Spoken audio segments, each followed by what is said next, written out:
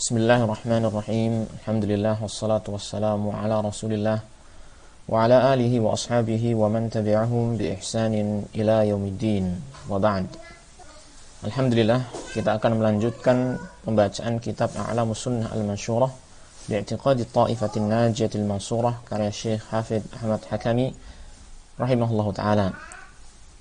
Dan ini adalah pertemuan yang ke-24 dari silsilah kajian pembacaan kitab ini.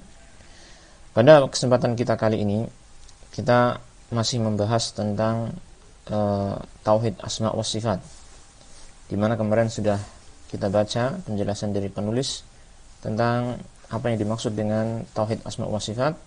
Dan pada kesempatan kita kali ini, kita akan membaca penjelasan dari penulis tentang dalil dari asmaul husna. Ini dalil yang menunjukkan bahwasanya Allah Ta'ala memiliki al-asma'ul husna, memiliki nama-nama yang maha indah. Nah, pada halaman 26 ini Syekh rahimahullah ta'ala mengatakan dalam pertanyaannya, ma dalilul asma'il husna minal kitabi was sunnah?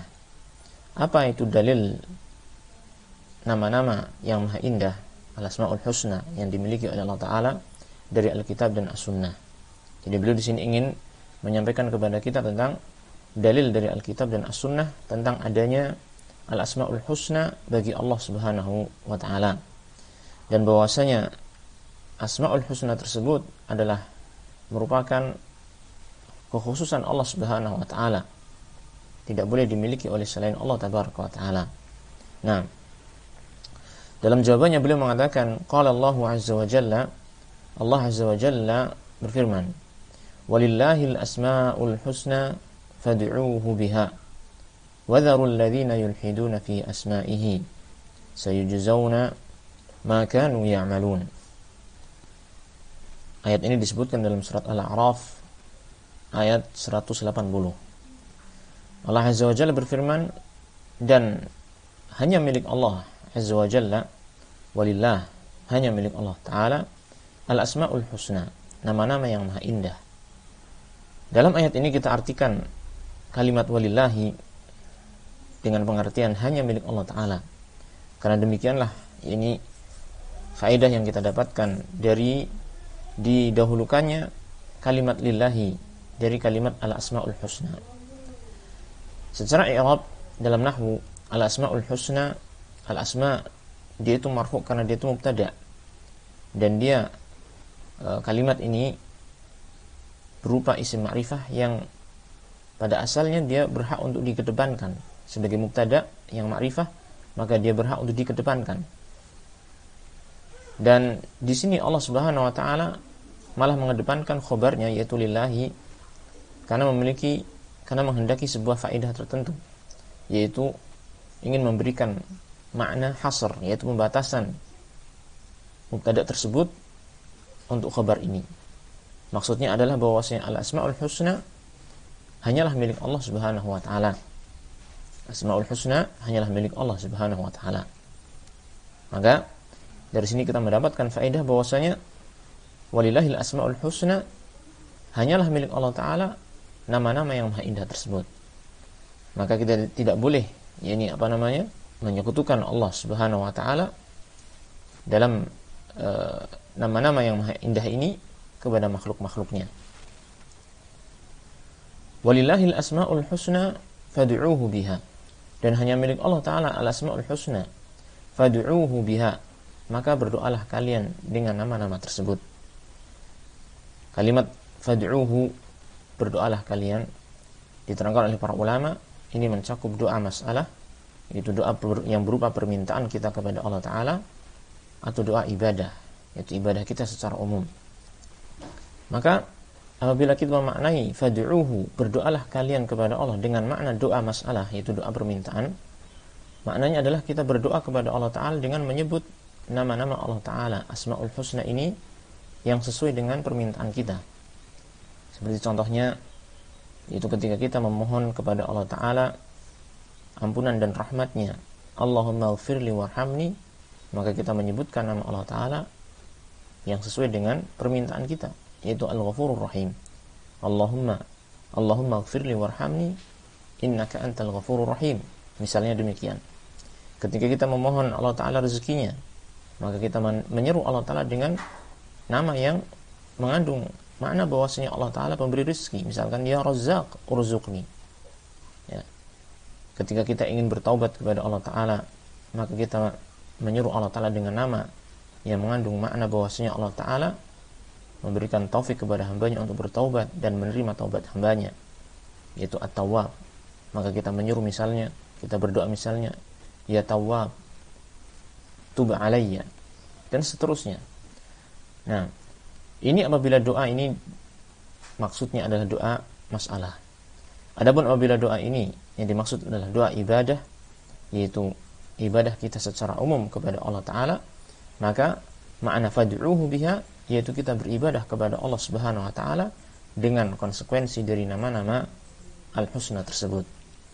Contohnya misalnya, ketika kita mengetahui di antara nama Allah Ta'ala Al-Alim, yaitu Allah Ta'ala yang maha mengetahui segala sesuatu yang lahir maupun yang tersembunyi, maka dalam ibadah kita kepada Allah Subhanahu wa Ta'ala, maka kita menghadirkan makna tersebut, bahwasanya Allah Ta'ala mengetahui segala keadaan kita dalam sholat kita, dalam hati kita, dan seterusnya, sehingga kita beribadah kepada Allah Ta'ala dengan sebaik-baiknya ibadah. Nah, kemudian Allah Ta'ala berfirman, وَذَرُوا الَّذِينَ يُلْحِدُونَ فِي أَسْمَائِهِ, dan tinggalkanlah orang-orang yang melakukan ilhad, yaitu penyimpangan terhadap nama-nama Allah Ta'ala. Yang mana ayat ini masih ada kelengkapannya, yaitu sayujzauna ma kanu ya'malun, mereka akan mendapatkan balasan, diberikan balasan sesuai dengan apa yang mereka perbuat.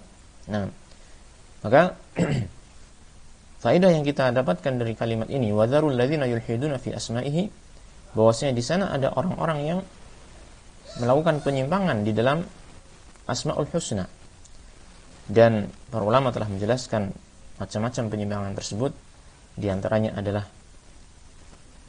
meniadakan nama-nama Allah Ta'ala tersebut dari diri Allah Ta'ala, atau di antaranya juga adalah menganggap bahwasanya nama Allah Ta'ala hanya sekedar nama yang tidak mengandung sifat, atau di antaranya juga adalah menyematkan atau memberikan nama-nama Al-Husna tersebut kepada berhala-berhala yang disembah selain Allah Ta'ala, dan seterusnya. Di antara penyimpangan-penyimpangan di dalam Asmaul Husna. Baik. Wa qala subhanahu, dan Allah Subhanahu wa Ta'ala berfirman, Qul ud'ullaha aw ud'ur rahmana ayyamma tad'u falahul asmaul husna. Katakanlah wahai Rasul kepada mereka, hamba-hamba Allah Subhanahu wa Ta'ala, ud'ullaha, serulah Allah Ta'ala, aw ud'ur rahman, atau serulah ar-rahman. Maksudnya, panggillah Allah Ta'ala dengan nama Allah, atau panggillah dengan nama ar-rahman. Ayyamma tad'u, mana saja yang kamu panggil, yang kamu seru kepada Allah Ta'ala, falahul asmaul husna, maka hanya milik Allah Ta'ala al-asmaul husna. Maknanya di sini Allah Ta'ala memiliki nama-nama yang maha indah yang sangat banyak sekali. Di antaranya adalah Allah, di antaranya adalah Ar-Rahman. Dan dalam kita berdoa kepada Allah Ta'ala, dalam kita menyeru kepada Allah Ta'ala, kita boleh, yaitu menyeru Allah Ta'ala dengan menggunakan nama-nama Allah Ta'ala tersebut, ya, dengan mana saja dari nama-nama Allah Ta'ala yang maha indah tersebut. Kemudian Syekh mengatakan, wa qala azza wa jalla, dan Allah azza wa jalla berfirman, Allahu la ilaha illahu lahul asmaul husna. Allah, tidak ada ilah yang berhak diibadahi melainkan hanya Dia saja. Lahul asmaul husna, dan hanya milik Allah Ta'ala al-asmaul husna, nama-nama yang maha indah. Ayat ini disebutkan dalam surat Thaha ayat ke-8. Adapun ayat yang sebelumnya, yaitu yang Qul ud'ullaha aw ud'ur rahman, maka disebutkan dalam surat Isra ayat 110. Taib. Dalam surat Thaha ayat 8 ini, Allah Subhanahu wa Ta'ala menggandengkan antara tauhid uluhiyah dengan tauhid al-asma wa sifat. Allahu la ilaha illahu lahul asmaul husna. Dan dua hal ini adalah dua hal yang saling berkaitan. yakni zat yang memiliki nama-nama yang maha indah, yang menunjukkan akan kesempurnaan dirinya, kesempurnaan sifat-sifatnya, maka dialah zat yang berhak untuk diibadahi. Tidak ada yang berhak untuk diibadahi kecuali hanya Allah Ta'ala saja, yaitu yang memiliki nama-nama yang maha indah. Nah, Wa ghairuha minal ayat, yaitu dalil yang lain dari Al-Quran sangat banyak sekali, ya. Wa ghairuha minal ayat, dan ayat-ayat yang lain yang disebutkan oleh Allah Ta'ala dalam Al-Quran yang menunjukkan akan bahwasanya Allah Ta'ala memiliki nama-nama yang maha indah. Kemudian Syekh menyebutkan dalil dari hadis. Wa qala Nabi sallallahu alaihi wasallam, inna lillahi tis'atan wa tis'ina isman, man ahsaha dakhala al-jannata. Hadis yang diriwayatkan oleh Imam Al-Bukhari rahimahullahu taala. Rasulullah sallallahu alaihi wasallam bersabda, sesungguhnya Allah Ta'ala memiliki tis'atan wa tis'ina isman, 99 nama yang barang siapa ahsaha, yakni menghafalnya, ya, memahami maknanya dan mengamalkan konsekuensinya, dakhalal jannata, maka dia akan masuk ke dalam surga. Nah, hadis ini ma'asyiral muslimin rahimani wa rahimakumullah, ya, bukanlah bermaksud untuk membatasi bahwasanya nama Allah Ta'ala itu hanya terbatas pada 99 nama, ya. Karena pada hadis yang berikutnya yang akan kita baca nanti, yang di bawah ini, dia menunjukkan bahwasanya Allah Ta'ala memiliki nama-nama yang tidak diketahui oleh manusia. Sedangkan di sini dalam hadis ini disebutkan, barang siapa di antara manusia yang bisa menghafal 99 nama Allah Ta'ala, maka dia masuk surga. Artinya 99 nama ini di antara yang diketahui oleh manusia. Ada 99, bahkan bisa lebih, ya kan? Hanya saja barang siapa yang bisa menghafal, kemudian memahami dan mengamalkan konsekuensinya, maka dia akan dijamin masuk surga, ya. Untuk memahami hadis ini bahwasanya kalimat 99 ini bukan pembatasan nama-nama Allah Ta'ala, maka kita bisa fahami dengan seperti kalimat yang diucapkan oleh manusia, bahwasanya si fulan memiliki uang misalkan 100 juta rupiah untuk dia infakkan ke jalan Allah Subhanahu wa Ta'ala. Kalimat seperti ini maka bukanlah menunjukkan bahwasanya orang tersebut hanya memiliki uang 100 juta rupiah, tetapi hanya saja yang dia sediakan untuk diinfakkan fisabilillah hanyalah yaitu 100 juta rupiah tersebut. Maka demikian juga dengan hadis ini, Allah Subhanahu wa Ta'ala memiliki banyak nama-nama yang maha indah, al-asmaul husna, sangat banyak sekali dan tidak bisa kita batasi. Tetapi barang siapa di antara manusia yang mampu menghafal, mampu memahami dan mengamalkan konsekuensi dari 99 nama Allah Ta'ala, maka dia akan terjamin masuk surga. Inilah pemahaman yang bisa kita dapatkan secara benar dari hadis tersebut. Nah, wa huwa fis sahih. Hadis ini disebutkan dalam as-sahih, yaitu Sahih Bukhari. Wa qala Nabi sallallahu alaihi wasallam, dan Nabi sallallahu alaihi wasallam bersabda, as'aluka Allahumma bikulli ismin huwa lak sammaita bihi nafsak aw anzaltahu fi kitabik aw 'allamtahu ahadan min khalqik aw ista'tharta bihi fi 'ilmi al-ghaibi 'indak an taj'al al-Qur'an al-'azima rabi'a qalbi. Al-hadis. Hadis ini disebutkan atau diriwayatkan oleh Imam Ahmad, Ibn Hibban, dan Al-Hakim dan yang lainnya, dan hadis ini merupakan hadis yang sahih. Yaitu Nabi Muhammad SAW bersabda, ya, dalam doa yang beliau ajarkan bagi orang yang tertimpa kesedihan, maka di antara kalimat doa tersebut beliau mengajarkan untuk berdoa, as'aluka Allahumma bikulli ismin huwa lak, aku memohon kepada engkau ya Allah dengan seluruh nama yang engkau miliki, ya, dengan seluruh nama yang engkau miliki. Maka di sini Rasulullah SAW menyebutkan ini macam-macam nama-nama yang Allah miliki seluruhnya. Maka beliau menyebutkan sammaita bihi nafsak, yang engkau berikan nama tersebut untuk dirimu sendiri, aw anzaltahu fi kitabik, atau engkau turunkan di dalam kitab sucimu, aw 'allamtahu ahadan min khalqik, atau engkau ajarkan nama tersebut kepada seseorang dari makhlukmu, aw ista'tharta bihi fi 'ilmil ghaibi 'indak, atau engkau ini yang engkau sembunyikan nama-nama tersebut di dalam ilmu ghaib yang ada padamu.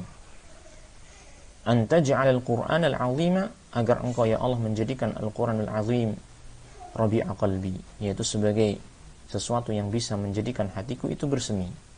Nah, di sini dalam hadis ini kita perhatikan Rasulullah SAW berdoa kepada Allah Ta'ala atau mengajarkan doa kepada Allah Ta'ala dengan menyebut seluruh nama-nama Allah Ta'ala. Lalu beliau menyebutkan di antara nama Allah Ta'ala itu ada yang Allah turunkan dalam kitab sucinya, di antaranya ada yang diajarkan kepada salah seorang dari makhluknya, di antaranya ada yang Allah sembunyikan dalam ilmu gaibnya. Nah, di antara nama Allah Ta'ala ini ada yang Allah sembunyikan dalam ilmu gaibnya. Artinya tidak ada satupun makhluk yang mengetahui nama-nama tersebut. Tidak ada satupun makhluk yang mengetahui nama-nama yang Allah sembunyikan dalam ilmu gaibnya. Artinya kita nggak tahu apa saja nama-nama tersebut yang Allah sembunyikan dalam ilmu gaibnya, dan kita nggak tahu seberapa banyak nama-nama yang Allah sembunyikan dalam ilmu gaibnya. Maka dari sini ya kita bisa memadukan antara hadis ini dengan hadis yang sebelumnya dengan kita memahami bahwasanya kalimat tis'a wa tis'in, 99 nama tersebut bukanlah pembatasan bagi nama Allah Ta'ala. Bahkan nama Allah Ta'ala lebih banyak dari itu, dan kita nggak bisa membatasi seberapa banyak nama-nama Allah Subhanahu wa Ta'ala, karena di sana ada nama-nama yang Allah sembunyikan yang kita tidak ketahui jumlahnya berapa, tidak kita ketahui namanya apa saja dari yang Allah sembunyikan tersebut. Nah, maka kalimat tis'atan wa tis'in, 99 nama ini bukanlah pembatasan bagi nama Allah Ta'ala, tetapi maksudnya adalah barang siapa di antara manusia yang bisa menghafal, ya, kemudian memahami dan mengamalkan konsekuensi dari 99 nama ini, dialah yang akan terjamin masuk surganya Allah Subhanahu wa Ta'ala. Ma'asyiral muslimin rahimani wa rahimakumullah, inilah beberapa dalil-dalil baik dalam Al-Qur'an ataupun dalam hadis-hadis Rasulullah sallallahu alaihi wasallam yang semuanya itu menunjukkan akan bahwasanya Allah Ta'ala memiliki nama-nama yang maha indah. Dan perlu kita ketahui bahwasanya maksud dari Allah memiliki nama-nama yang maha indah, atau maksud dari Asmaul Husna, bahwasanya nama-nama Allah Ta'ala tersebut maha indah, yaitu karena nama-nama tersebut mengandung sifat yang Allah miliki. Dia bukan hanya sekedar nama, bukan hanya sekedar nama yang kosong dari sifat, tetapi dia adalah nama yang jelas-jelas mengandung sifat yang ada pada diri Allah Subhanahu wa Ta'ala. Dan sifat yang terkandung dari nama tersebut ya merupakan sifat-sifat yang maha sempurna, sifat-sifat yang maha tinggi yang menunjukkan akan kesempurnaan Allah Ta'ala. Oleh karena itulah nama Allah Ta'ala tersebut disebut dengan Asmaul Husna, yaitu nama-nama yang mencapai puncak keindahan suatu nama. Inilah ma'asyiral muslimin rahimani wa rahimakumullah yang bisa kita baca pada pertemuan ke-24 ini. Mudah-mudahan bermanfaat. Wassallallahu wasallam ala nabiyyina Muhammadin wa ala alihi wa sahbihi ajma'in walhamdulillahi rabbil alamin.